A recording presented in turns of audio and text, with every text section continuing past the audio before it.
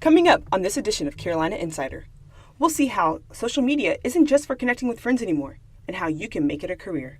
I remember having my first fan page and I was like, whoa, what in the world is this? I was 14 years old. Also, a place that is home for many of USC's visitors is going to be renovated.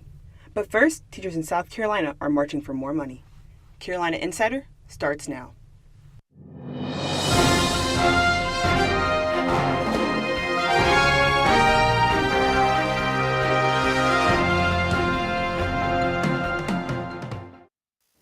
Hello, and thanks for joining us. I'm Callista Brown.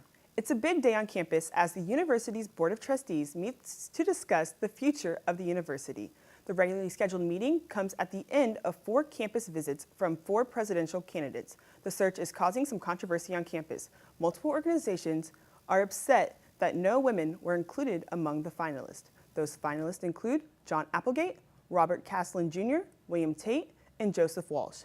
The issue of gender diversity was brought up to Walsh during his appearance on campus Monday. He said he agrees that women deserve a spot in leadership and said that 5 of 8 associates he hired at Northwestern were women. It's unclear whether the board will make a decision or address the issue today. As some educators look to start a new job, others are walking off. A group called SC for Ed is calling for all public school teachers to walk off the job and rally at the State House on May 1st. They say lawmakers have not done enough this year on education reform, although many are happy to get a 4% raise. Others contend that the state's education problem cannot be solved by just giving teachers pay raises. They say more structural fixes are needed, like smaller class sizes and more school resources. You may drive by it often, but if you drive by it too fast, you might miss it. Here with that in our Cocky Spotlight is Michael Stacy. Michael? Thanks, Callista. Known as a quiet and peaceful hotel, the Inn at USC is creating a lot of buzz lately, and for good reason. A major renovation got underway this week at the Inn at USC, at the corner of Pendleton and Pickens. The main building's been there for more than 100 years, and it's been serving as the Inn at Carolina since 2005. The structure itself won't change, but it's about to take on a whole new look inside. Managers say the Inn will also take on a new name, the Graduate Columbia. As the Graduate, we are a collection of boutique hotels that are anchored by universities. You will see nods to not only the city of Columbia, but the University of South Carolina. In honor of USC, the rooms upstairs will also take on a new look, with local paintings and Gamecock carpets, headboards, and other university-related touches. We're told the renovations will cost up to $12 million. The plan for the hotel is to open back up at the end of the summer. Back to you in the studio. Thanks, Michael. Traditionally, college students work at local restaurants or the mall, but because of the rise of social media, more unique ways to make money are available while in school. Reporter Natalie Chuck got a behind-the-scenes look at the up-and-coming career paths on the internet.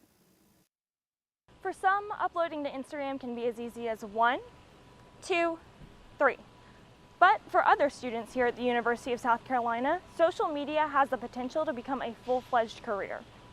Hey guys, what's up? It's me, Aysse. So today, I'm going to do another video. Junior year U of SC student Bata Juvenkite has made her presence known far beyond campus.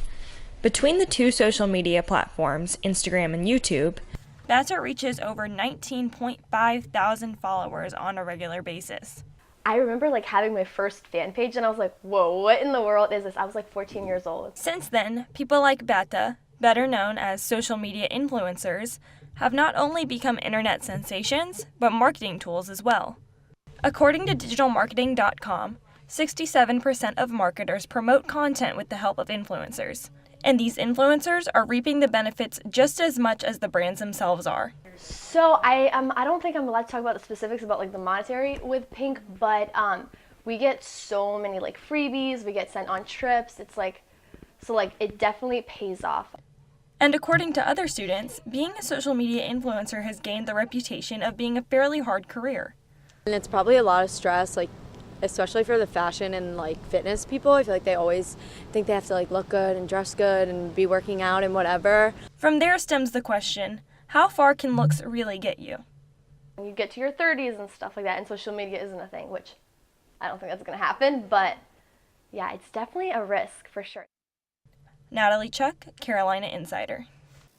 To wrap things up, a huge congratulations to the women's tennis team who beat Georgia 4-3 this past Sunday. Next stop, NCAAs. This is the last edition of Carolina Insider for this semester, a student production here in the Kennedy Greenhouse studio in the School of Journalism and Mass Communications. Thank you for joining us.